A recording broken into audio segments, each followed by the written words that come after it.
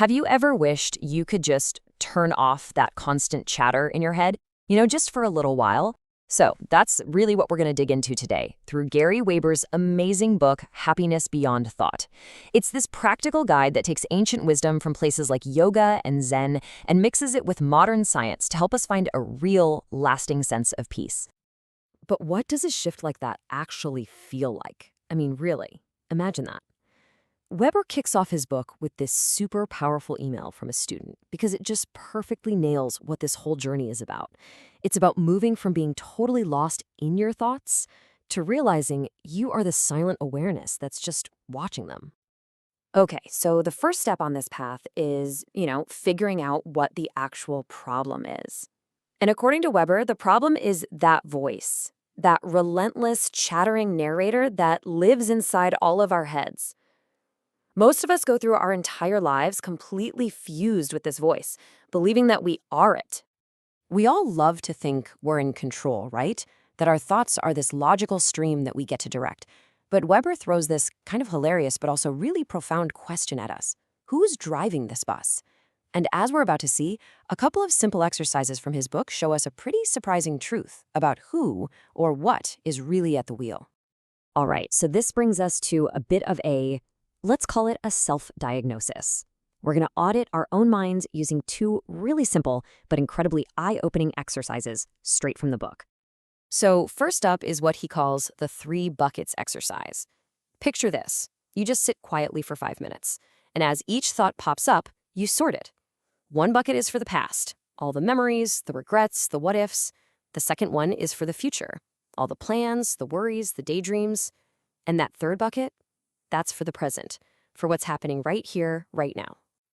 And here's what usually happens. For pretty much all of us, the past and future buckets are just overflowing.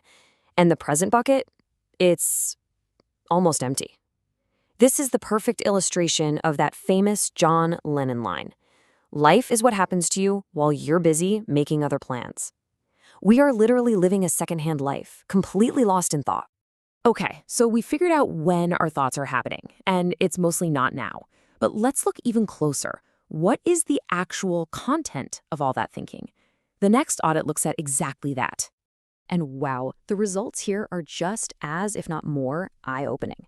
As you can see, Weber's research found that something like 95% of our thoughts contain the words I, me, or my.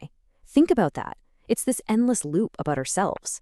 And this constant self-referential thinking is what builds up and reinforces the whole idea of a separate I, the part of us that feels anxious and separate and always needs something.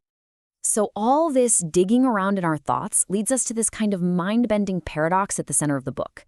The bad news is that the separate you that you think you are, that little bundle of thoughts and worries and memories, it doesn't actually exist. But the good news? It's a great trade-off, because your true nature isn't that small, separate self, it's everything.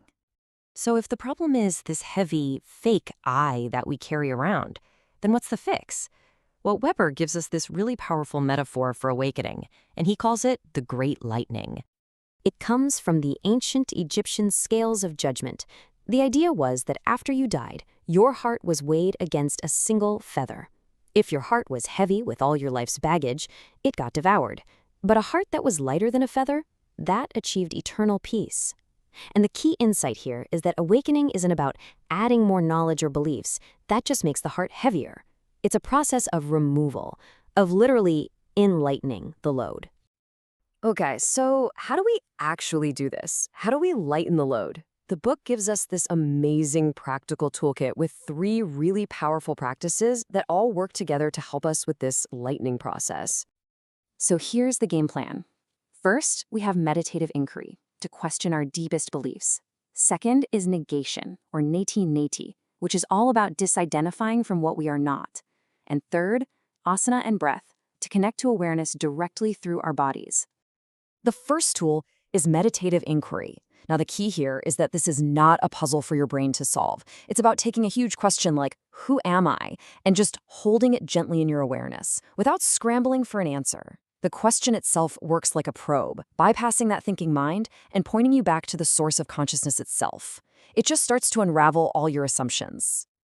The second tool is negation. It comes from this ancient Sanskrit phrase, neti, neti, which basically means not this, not this. It's a really powerful practice of disidentification. So when a thought of anxiety comes up, you see it and you recognize, I am not this anxiety. When you feel a pain in your body, you acknowledge, I am not this pain. By just systematically seeing what's false as false, you're left with only what is true. And the third tool is asana and breath.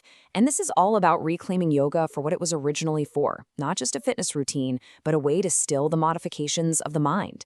So when you're in a physical pose, really feeling the sensations, you can bring in that inquiry, who am I, or the negation, I am not this body. It anchors the whole practice in direct experience, using your body as this powerful gateway to the stillness that the chattering mind usually covers up. Okay, so we've done the audit, we've talked about lightening the load, we've got the tools, so where does all this get us? Well, we arrive at what is maybe the most liberating conclusion in the whole book. And here it is, this is the best news. That enlightened state, that peace and happiness you're looking for, it's not something you have to build or find or achieve.